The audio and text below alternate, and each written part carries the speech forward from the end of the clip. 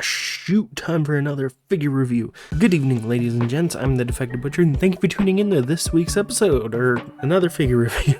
Today we're taking a look at the Bandai action figure series, Godzilla from the 2004 movie, Final Wars. Unironically, my favorite Toho movie, at least from the classic Toho movies. If you haven't seen this movie, it is absolutely amazing. So much happens, there's alien espionage, there's just so much packed in this movie. There's great one-liners, there's cheesy early 2000s action sequences.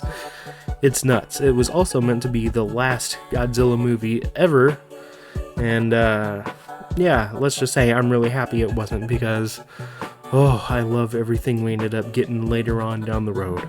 Anyway, this figure isn't from 2004, however. This is more of a recent figure, and my goodness, dude, I absolutely adore this thing. I love it to pieces. And yeah, I'm just happy I spotted it in my local Walmart. I don't have the box right now. I think it's out in the garage or something. But yeah, I wasn't gonna go looking for it because I'm a lazy sack of crap. What else is new, am I right? Anyway, without further ado, let's get into the figure review. So starting off with paint like we always do, you can see the base body here is going to be like this jet black, almost reminiscent of another figure we did. Very reminiscent, actually. Holy crap. Yeah, he's going to be jet black, and honestly, it's been forever since I've seen the movie. But I don't remember him being this dark. Maybe he was. Who knows? It was pretty dark in the opening. I rewatched the opening recently, so who knows? Maybe I'm wrong. He will have painting on the inside of his mouth here, so you can see his tongue there. He's also got teeth painted, and honestly, the teeth paint isn't that bad. And you can see his eyes are painted as well. They actually look pretty alright, man. They don't look god-awful. Up next, his hands will be painted, and honestly, this kind of looks more like maybe it was printed on, because there's speckles all over the place, and usually that's indicative of print, according to some people. I don't know if that's true or not, so take it with a grain of salt, but we see the same speckly stuff on the dorsal fins here, and it looks pretty dang nice. I really like the way these things look, and you'll see that the painted dorsal fins go from the top one here and go all the way down almost to the tip, all the way to right here. They're painted, so yeah, that's pretty dang nice. And then the toenails will be painted, and that's really about it for paint. Honestly, you don't need much more than that. Just enough to make sure you understand what you're looking at is what it's supposed to be.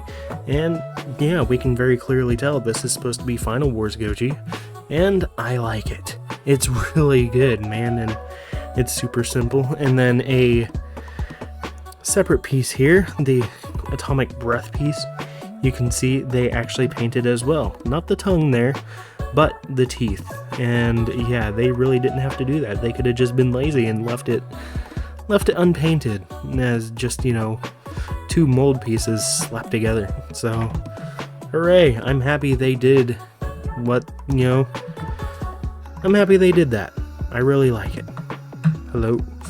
Alright, so yeah, paint's gonna get a gold star. It's not lazy looking, it looks decent for what it is. And yeah, honestly, I can't complain too much. It looks solid. So let's move on to detail. Now, from what I remember in the movie, this guy looks less pissed off than his movie counterpart, but honestly, it looks really good anyway.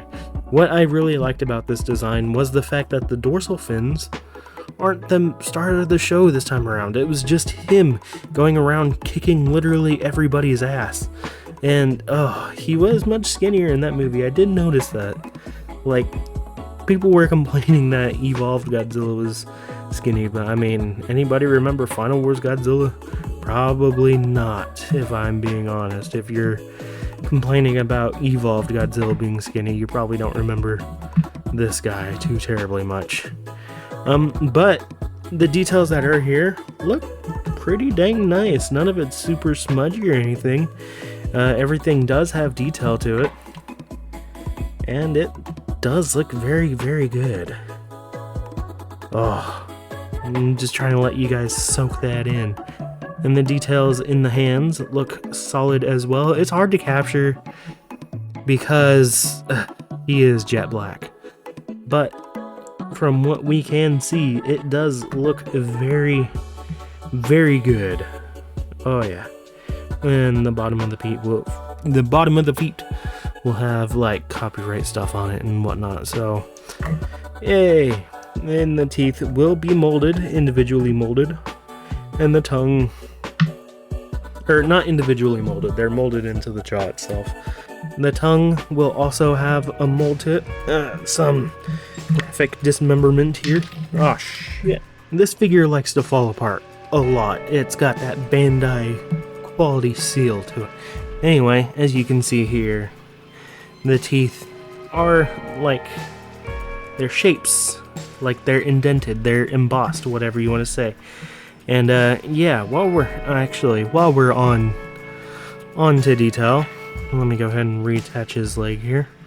There we go. Let us go ahead and attach the atomic breath piece, which looks pretty dang good actually.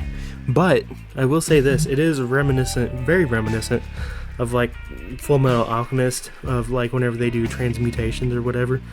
I don't know why, it just really reminds me of that. And I think it's like something to do with like these almost kind of square patterns all along it.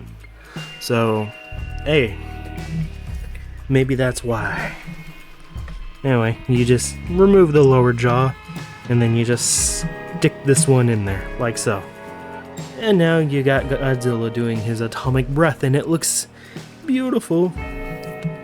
And yeah, like this might not be the most accurate representation of 2004 Godzilla Final Wars Goji, but it is pretty dang good, especially for my first Final Wars Godzilla. I know Bandai is doing a re-release of the SH Monster Arts Final Wars Godzilla. I might have to get that if enough people want me to. I am trying to get more SH Monster Arts figures, so yeah, so I can be a little more, you know, inclusive into the Godzilla figures and actually know what I'm talking about whenever I say I don't like SH Monster Arts too terribly much. But yeah, this thing does look pretty good. I can't crap on it, man. I can't bring myself to shit on it because I do really like the way it looks. So you know what? I'm giving this thing a gold star for detail. Moving right on to articulation. So starting at the jaw here, you can see it closes and can open. But that is the tiniest opening I have ever seen in a figure. My god, dude, like what is that, a gasp? And the head will of course be on, I think, we'll get to you in a second. The head will be on a ball joint, so it can do all this funky stuff. You can turn the head. Oh, but he doesn't want to turn too terribly much, which is fine, I guess. It's more realistic, I guess. And you can look up about that far and down about that far, which isn't a whole lot. So, you know, it doesn't bother me at all. The shoulders can start down low like this. Am I fully focused? I don't know. And then a 1, 2. It's got like 2 stages to it that it can do. And honestly, I don't mind it. No swivel at the elbow, but it can bend into the same kind of ratchety joint, so you go from 90 degrees to that, and that's really it. Alright. So we will have what looks like your standard action figure hinge joint at the wrist, but there is also a separate ball joint in there as well. So, meaning you can get the wrist to go up like that, or down like that, and then you still have a little bit of extra. Hold on. Yeah, okay, so it is a separate ball joint in there. Can the ball joint can rotate. Oh. So that means you can get the wrist to now go side to side like that and still have it go kind of upward. Okay, so same story on the other arm if you want it to. Alright, moving on to the legs. These things will be on ball joints, so that means okay. Now that we're onto the legs, I feel like I can talk about this. These things do not want to stay attached at all, and they come out of the box detached like so, and you have to assemble him, you know, tail and all. And honestly, the arms stay in their sockets pretty well, but the legs do not. So I will do my best here.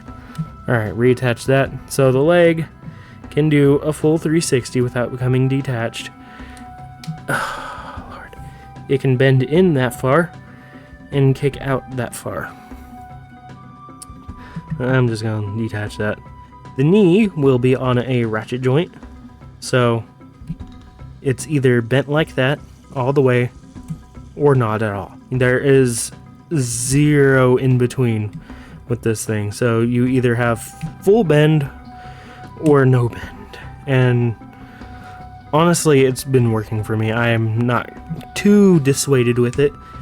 There is another one of those same wrist joints things here. It's a hinge on a ball joint, or a hinge with a ball joint, but it doesn't look like this one can rotate.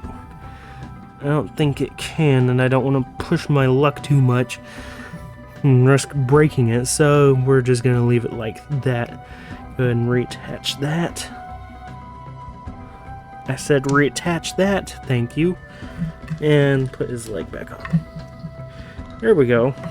Posability is pretty solid all around. We got a few ball joints here at the tail. So 1, 2, 3 ball joints at the tail, and honestly they're all pretty solid. None of these come off as easy as the legs do. It's just the legs that are a little difficult to work and manage. So honestly the legs are fine as long as you're not doing anything too awful crazy with them. It should be fine. I do like the articulation. I think it's fine enough as it is, especially for a $25 figure. It's really not terrible. I haven't seen a lot of people complaining that their legs won't stay on. Mine really do just pop off, and I'm expecting to see that come from some SH Monster Arts figures, because you do see people just and you know, shit just falls off. But for a $25 figure, I can't complain too terribly much, because it is just $25. So with that being said, I'm gonna go ahead and give articulation a golden star, because I do like the articulation that is here, and that really is the criteria of how I rate these things. It's whether or not I like it, not whether or not, you know, it's on a professional scale or not, because it really isn't on a professional scale. This is just me doing the shit I like. So with that being said, let's get into some size comparisons. So to kick things off on this size comparison train, we're going to start with the Playmates pre-evolved Heat Ray Godzilla, and as you can see, Final Wars Godzilla is quite a bit shorter. It's almost to scale, actually. If I recall correctly, I think he is 100 meters while he is 120. So this might actually be to scale. Accidentally. Anyway, let's move on with the next one. Standing next to the Hiya Toys pre-evolved Godzilla. Holy crap, he is so much taller.